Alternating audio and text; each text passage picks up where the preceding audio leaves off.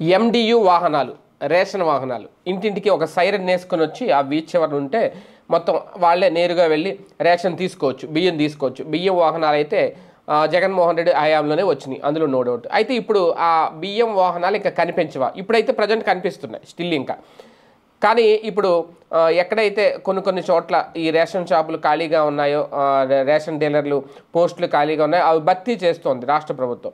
అయితే ఈ భర్తీ కార్యక్రమం పూర్తి అయిపోగానే ఇంకా కొన్ని రోజుల తర్వాత క్రమక్రమంగా మళ్ళీ రేషన్ షాపులకే వెళ్ళి సరుకులు తెచ్చుకునే విధానాన్ని తెర మీదకు తీసుకురాబోతున్నారు. ఎందుకంటే గతంలో కూడా చంద్రబాబు నాయుడు గారు చెప్పారు, అలాగే పౌర సరఫరాల శాఖ మంత్రి నాదెండ్ల మనోహర్ కూడా పలు సందర్భాలు అన్నారు, ఈ రేషన్ వెహికల్స్ వల్ల ఎక్కువ పక్కదారి పడుతున్నాయి, ఈ ఎండిఏ వాహనాల ద్వారానే బియ్యం అక్రమంగా తరలించేస్తున్నారు అనేది.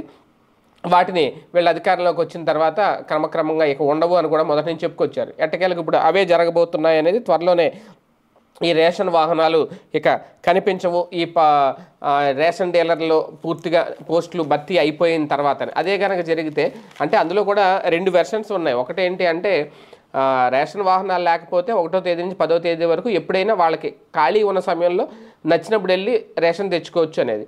అదే ఈ వెహికల్స్ వాళ్ళు ఏంటంటే వాళ్ళు వచ్చిన టైంలో వీళ్ళు ఉండొచ్చు, లేకపోవచ్చు. ఆ వెహికల్ ఎప్పుడు వస్తుందని ఎదురు చూడాల్సి వస్తుంది. ఎక్కడో వీచ్ ఎవరు ఉంటే అక్కడికి వెళ్ళి తెచ్చుకోవాలి. ఒకవేళ మిస్ అయితే మళ్ళీ ఆ వెహికల్ వచ్చేదాకా ఎదురు చూడాలి అనేది. అయితే అది 2 విధానాలు పెడితే బెటర్. వెహికల్ ఇంటికి వచ్చేది, ఒకవేళ ఇంటి దగ్గర తీసుకోలేని వాళ్ళు దగ్గరలో రేషన్ షాప్ ఉంటే వెళ్ళి తీసుకోవచ్చు. ఆ విధానం కూడా ఉంచి 2 కంటిన్యూ చేస్తే బెటర్. లేదు మొత్తం ఈ రేషన్ వెహికల్ని తీసేస్తాము అంటే మరి ప్రజలు అసౌకర్యానికి గురవుతారా లేదనేది చూడాలి.